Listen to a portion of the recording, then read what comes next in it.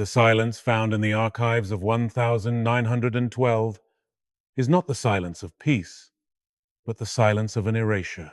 If you were to look at a map of the Western world in the late 19th century, you would see a constellation of structures that defined the era, not factories or cathedrals, but the great Victorian sanatoriums.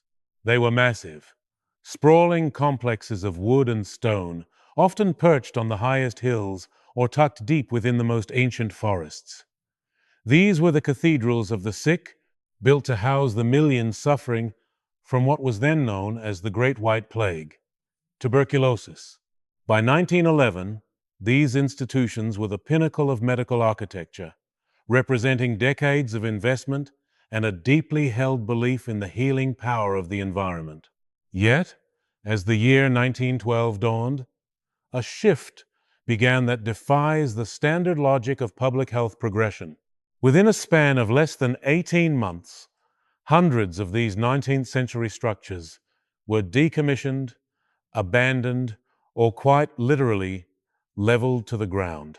While the transition from old medical practices to new ones is common, the speed and the uniformity of this particular disappearance remain striking. In some municipalities, records suggest that sanatoriums with decades of functional life ahead of them were cleared within weeks, often with no clear public health explanation provided to the local populations. The official narrative usually points to the evolution of germ theory or the standardization of care, but the physical reality of the destruction tells a more complex story. What remains is a series of gaps in the record, a period where the architectural history of medicine simply stops and restarts with a different visual language. But that wasn't the strangest part. To understand why 1912 became a graveyard for 19th century architecture, we have to look at the world as it existed in the decades prior. The 19th century sanatorium was more than a hospital. It was a philosophy. Based on the work of pioneers like Hermann Bremer and Peter Detweiler, these sites were designed on the principle of the climate cure. They featured high ceilings, intricate ventilation systems, and vast, wrap-around wooden porches where patients would lie in the open air for hours, even in the depths of winter. The architecture was meant to breathe. It was a symbiotic relationship between the patient, the building, and the mountain air. By 1900, the sanatorium movement had reached a fever pitch. Wealthy philanthropists and local governments had poured millions into these white cities, creating self-sustaining colonies with their own farms, power plants, and post offices. They were considered the height of modernity. And yet, beneath the surface of this architectural boom, a tension was growing. The discovery of the tubercle bacillus by Robert Koch in 1882 had slowly begun to change how the medical establishment viewed these open-air temples. If the disease was caused by a specific bacterium, then the romantic notion of mountain air began to look less like science and more like superstition to a new generation of bureaucrats. However, scientific disagreement rarely leads to the immediate destruction of multi-million-dollar facilities. There is no clear consensus among historians as to why the shift in 1912 was so aggressive. Usually, old hospitals are repurposed or slowly phased out as they become obsolete. But in 1912, the directive seemed to be one of total removal. As the winter of 1911 turned to the spring of 1912, reports began to surface in regional medical journals of standardization initiatives. On the surface, these were presented as simple administrative upgrades. But for those living in the shadow of these great institutions, the reality looked much different. At one site in the Hudson Valley, records suggest that a fully operational wing, completed only 3 years prior, was ordered demolished by a state commission. When local contractors asked for the reasoning, they were met with a bureaucratic wall. The site was simply no longer compliant with the new direction of the ministry. And that's when things began to shift from a matter of policy to something far more visceral. In many cases, The destruction was preceded by a sudden, forced relocation of patients. Archival photographs from the era show columns of patients being led away from 19th century estates toward temporary rail stations, often with nothing but the clothes on their backs. The buildings they left behind, the grand Victorian wood frame structures, were not left to rot, they were actively dismantled. Some historians believe this was a primitive attempt at sterilization, a fear that the very wood of the buildings had become saturated with the bacillus. If this were true, it would provide a logical explanation. Yet there are no surviving health mandates from 1912 that explicitly state the buildings themselves were infectious. In fact, many of the newer standardized hospitals built to replace them were constructed on the exact same footprints, using the same soil. If the ground was safe, why was the architecture considered a threat? By mid-1912, the pace of the leveling increased. From the Black Forest in Germany to the peaks of the Adirondacks, the skyline of the 19th century was being systematically erased. At the 7th International Congress on Tuberculosis, held in Rome that year, the atmosphere was one of radical departure. The delegates spoke of a new era of clinical management. The old cottage system, the small, intimate wooden houses that allowed for privacy and fresh air, was labeled as inefficient and dangerous. The focus moved toward the institutional block, massive, concrete, and easily scrubbed.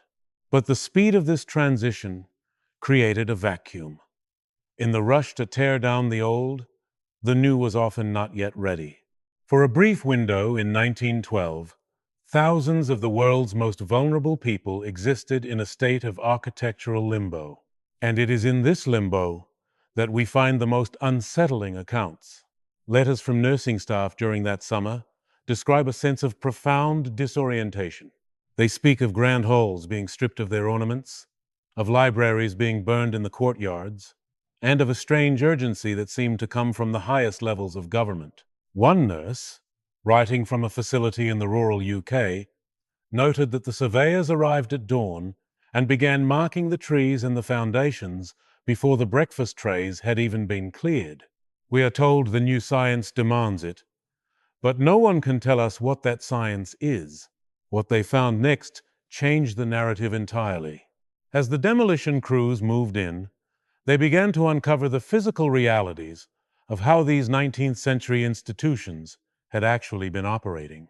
In some sites, the ventilation shafts that were the pride of the Victorian architects were found to be completely sealed off, or in some cases, never connected to the outside air at all. It appeared that many of these grand structures were, in a sense, a massive architectural illusion theatrical stages designed to give the impression of health while providing none of the actual mechanics. Some researchers suggest that the 1912 leveling wasn't about public health at all, but about liability. If the medical establishment realized that the miracle cure buildings of the last 50 years were actually death traps due to poor engineering, the only way to avoid a total collapse of public trust was to erase the evidence as quickly as possible. But this remains a matter of interpretation. There is no smoking gun, no single memo that says, destroy the evidence. There is only the charred earth and the missing blueprints. As the summer heat of 1912 reached its peak, a new phenomenon began to emerge. In the wake of the demolitions, the disappearance of the sanatoriums began to extend to their records. In several major cities, the architectural plans for the leveled sites were removed from public ledgers. It was as if the 19th century sanatorium was being edited out of the history of medicine in real time. The erasure of the records was not a loud event. It was a quiet, administrative withdrawal. In the municipal offices of Paris, London, and New York, the hand-drawn blueprints of the 19th century sanatoriums, documents that were works of art in their own right, began to vanish from the active files. When researchers today attempt to trace the structural evolution of specific sites, they often encounter a data shadow, beginning in late 1911 and extending through 1913. It is as if a collective decision was made to treat the previous 50 years of medical architecture as a failed experiment that was better left forgotten. But the physical removal of these buildings was far more difficult to hide than the paperwork. In the autumn of 1912, a strange phenomenon was noted across the rural landscapes of Europe and North America: the Great Sanatorium Fires. Within a single 6-month window, dozens of decommissioned wooden facilities burned to the ground. In some cases, these were recorded as controlled demolitions, a crude but effective way to ensure that the infected timber was destroyed. In others, the cause was listed as unknown. There is no clear consensus on whether these fires were a coordinated effort or a series of localized panics. However, the timing is difficult to ignore. As the old wooden porches and elaborate ventilation towers collapsed into ash, the era of the climate cure was physically incinerated. The smoke from these fires could be seen for miles, a funeral pyre for a 19th century philosophy. But the fires were only the beginning of a much deeper transformation. While the fire crews cleared the debris, a new type of architect was arriving on the scene. These were the modernists, men who viewed the ornate, sprawling complexes of the Victorian era with a mixture of pity and contempt. To them, the sanatorium shouldn't be a home or a sanctuary, but a machine for healing. This shift was fueled in part by the 1910 Flexner Report in the United States, which sought to professionalize and standardize medical education. Though it focused on schools, its shadow fell over the entire healthcare infrastructure. Anything that leaned toward the holistic or the scenic was suddenly viewed with suspicion. Yet, the official records of these inspections are remarkably thin. We see the results, the demolition orders, but we rarely see the internal deliberations that led to them. Why was it necessary to destroy the buildings entirely rather than repurpose them? If a building is structurally sound and the disease is bacterial, a thorough disinfection should suffice. Yet, the directive in 1912 was almost always total removal. Some historians believe that the medical establishment was terrified of the burgeoning nature cure movements that were gaining political power. By destroying the physical temples of the climate cure, they were effectively dismantling the competition. But as the old walls came down, they revealed something the architects hadn't put in the plans. Demolition crews at a site in the Swiss Alps reportedly found a secondary, hidden ventilation system that had been added years after the building's construction. It didn't lead to the outside air, but instead circulated air between the different patient wards. If true, this would mean that the very buildings designed to provide fresh air were actually facilitating the cross-contamination of patients. It is a chilling possibility that the 19th century sanatorium, for all its beauty, was a design flaw on a massive scale. If this realization hit the medical community in late 1911, the frantic, unexplained leveling of 1912 starts to look less like a policy shift and more like a desperate cleanup operation. This theory gains weight when we look at the personal stories of those who survived the transition. Diaries from patients who were moved in 1912 often speak of a sudden change in the spirit of their care. One patient, a young woman in a facility near the Scottish borders, wrote of the Great Clearing. She described how the patients were moved into canvas tents on the lawn, while the main house, a beautiful stone manor, was stripped of its copper piping and lead glass. "They told us the house was tired," she wrote, "and that the new science had no place for stone and shadow." What happened next remains unclear in many of these personal accounts, as the patients were often scattered to different, smaller facilities. But the common thread is the sense of loss, not just of a building, but of a way of being treated. The new facilities that rose in 1913 and 1914 were vastly different. Gone were the wood carvings and the expansive views. In their place were white tiles, linoleum, and electric light. The machine for healing had arrived, and it was sterile, efficient, and cold. And that's when the logistics of the 1912 leveling began to reveal another layer of complexity. The sheer volume of material being moved was staggering. In 1912 alone, thousands of tons of debris were transported away from these sites. Where did it go? In some regions, the rubble from the old sanatoriums was used as infill for new infrastructure projects. Roads, embankments, and even the foundations of the very modern hospitals that were replacing them. There is a profound irony in the idea that the infected remains of the 19th century became the literal bedrock of the 20th.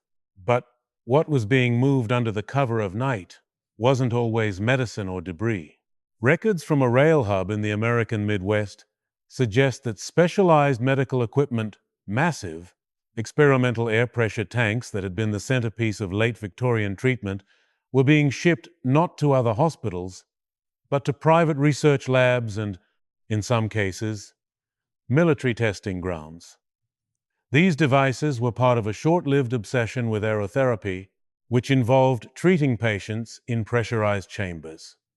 When the sanatoriums were leveled, this technology didn't just disappear, it was diverted.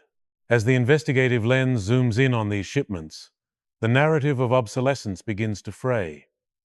If the 19th century methods were truly useless, why was the equipment being seized with such urgency? Some researchers have pointed to the looming shadow of the First World War. By 1912, the major powers of Europe were already in a quiet arms race. The science of air pressure, lung capacity, and bacterial transmission wasn't just a matter of public health, it was a matter of national security. The sanatoriums, in this light, were not just hospitals, they were massive, decentralized laboratories. The leveling of 1912 may have been the moment the state decided that the data being gathered in these temples of air was too valuable or too dangerous to be left in the hands of private philanthropists and local doctors. By the end of 1912, the landscape was unrecognizable. The hillsides that had once been dotted with the white cities were now scarred with fresh construction or reclaimed by the forest. The public health explanation remained consistent, a move toward modern standards, but for the people who had lived through the era, the transition felt like a rupture in time. The 19th century had been physically removed, leaving only a few scattered ruins and a collection of blurry photographs. But as the final months of 1912 ticked away, a new discovery was made in the foundations of a demolished site in rural Germany. A discovery that would challenge everything the public had been told about the clean break with the past. The discovery in the foundations of the German sanatorium was not a hidden treasure or a scandalous secret, but rather a technical anomaly that suggests a much higher level of sophistication than previously credited to 19th century medicine. Excavators found a series of sealed subterranean chambers lined with non-reactive ceramics materials far ahead of their time. These chambers appeared to be part of a primitive but highly effective air filtration system, one that utilized the natural thermal properties of the Earth to regulate the purity and temperature of the air throughout the building above. The realization was jarring. These Victorian institutions were not the naive, romantic structures the 1912 reformers claimed them to be. They were, in fact, early masterpieces of passive bioengineering. If the medical establishment of the time was aware of this, the decision to level them becomes even more baffling. Some architectural historians believe that the demolition wasn't a rejection of failed science, but a strategic move to reset the industrial landscape. By destroying the passive, self-sustaining systems of the 19th century, The path was cleared for the energy-intensive, mechanized hospitals of the 20th. The machine for healing was not just a metaphor, it was a market. But that's when the narrative takes its most somber turn. As the last of the 19th century sanatoriums were cleared in late 1912, the attention of the world began to drift. The urgent, frantic energy that had fueled the Great Clearing seemed to dissipate as quickly as it had arrived. By 1913, the medical journals that had once demanded the destruction of the old wards were suddenly silent on the matter, focusing instead on the burgeoning fields of chemical pharmacology and radiology. The patients who had been displaced were largely forgotten, absorbed into the gray, standardized blocks of the new era, or lost to the archives altogether. Then, in 1914, the world went to war. The Great War did more than just end an era. It effectively buried the questions raised by the events of 1912.